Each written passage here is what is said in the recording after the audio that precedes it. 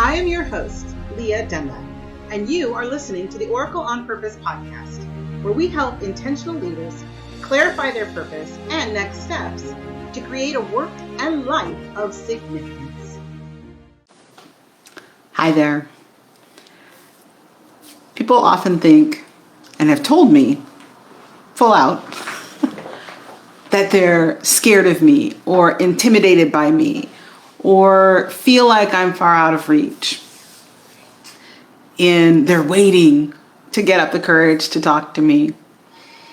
And I'm reminded of this today, especially because those people that are inside my containers that work with me one-on-one or in my groups, they know, and they even say that there's safety in that strength that they're seeing.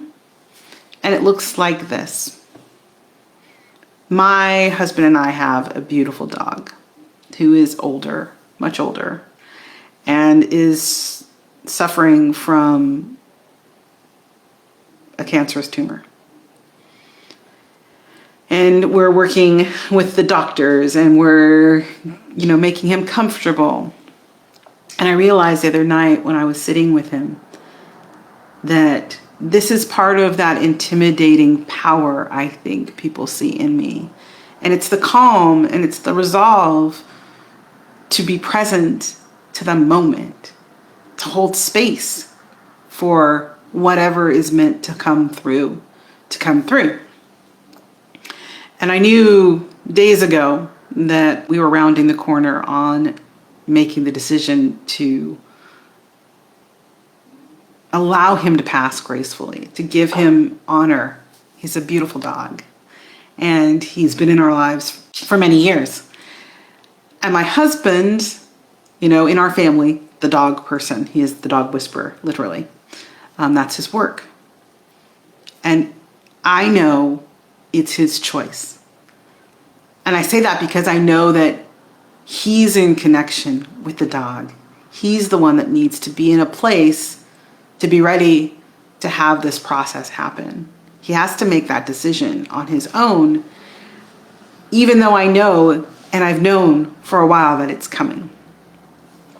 And that got me thinking about my clients and this experience. And like I said the other day, I kind of joke that, I make my clients cry and they thank me for it.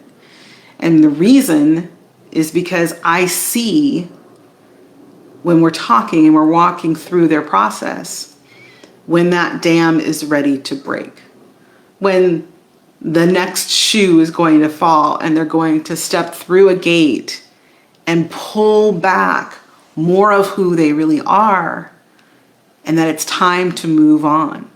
It's time to move on from the past, the hurts, the frustrations, the anxiousness, and to fully embrace what's next for them.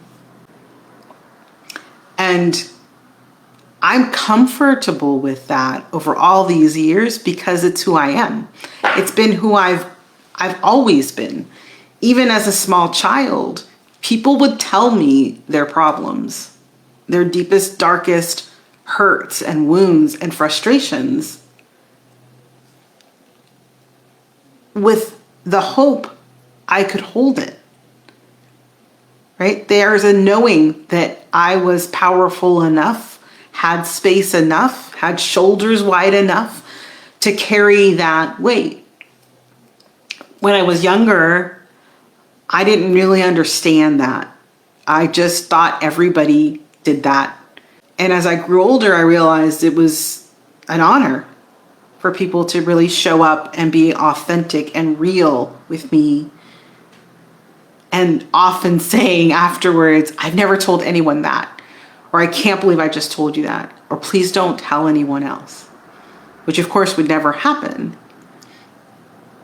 But the fact that they trusted me in the first place, I think, comes from what other people see as intimidating, which is my comfort with the way we as people, humans, show up. It's messy. It's not always put together. It's not always in those moments when we think we're putting our best foot forward, that we're putting our real foot forward. And So I wait. I listen. I hear the waves of the thoughts that are kind of bursting at the seam to come through. And I think that's a gift that is sometimes undervalued in the world. Waiting, patience at that level.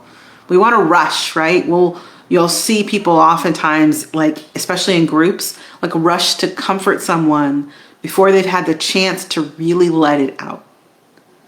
And when we do that, there's a part of us that's trying to make it not okay to fall apart.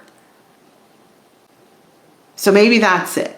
Maybe that's what people see in that experience, is that I encourage them to follow all the way through to the other side of those tears.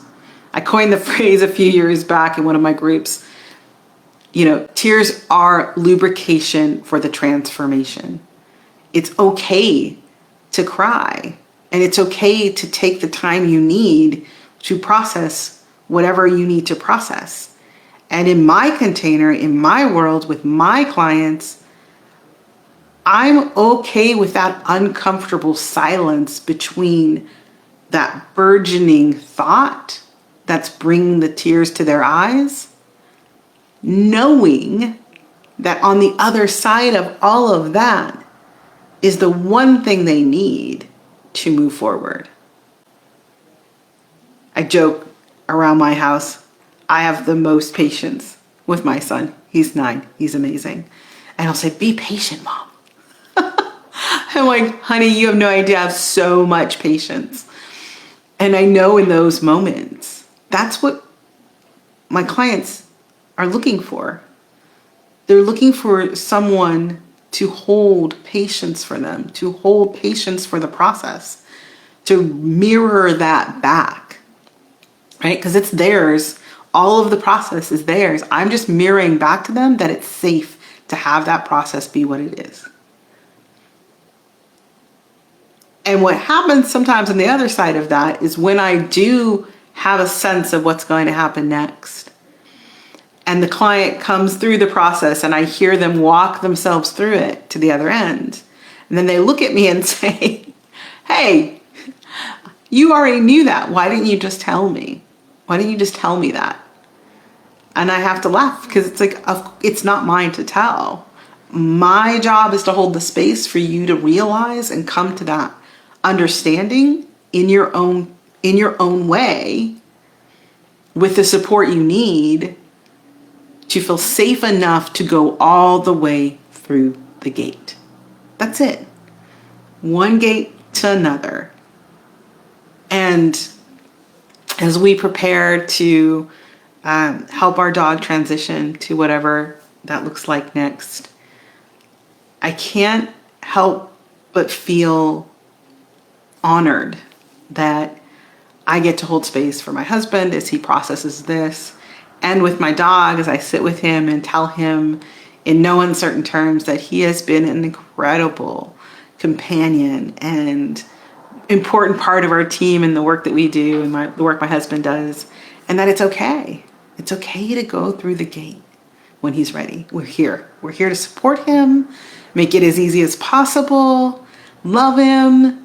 I think really, isn't that what we all just want? To know that we've got people's back and they've got ours, and that we're going to get through this. Whatever the next level is, whatever the next gate is for you, I hope that you have someone in your corner who can give you the space to process, whether that's a complete meltdown, breakdown, or just a deep, good, old-fashioned cry, that you can give yourself and others around you the permission to be their real selves.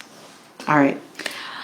I hope that inspires someone who's out there right now. I feel like I had to get on and share this because I'm feeling the sense that not everybody has that in their world right now, and people are going through a lot of different things.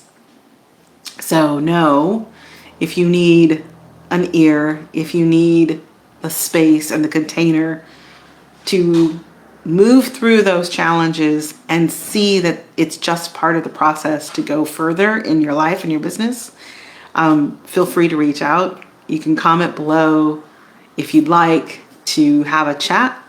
Let's chat. We'll see if we can get you into the next gate. All right. Thanks so much for watching. I'm Leah Dunlap, the Oracle on Purpose, and you are here on purpose. Thanks for tuning in to the Oracle on Purpose show. If you found value in this episode, we'd appreciate you leaving a comment. Also, you can subscribe and ring the bell if you haven't yet. If you'd like to get clear on your highest vision and next steps, go to oracleonpurpose.com. See you next week.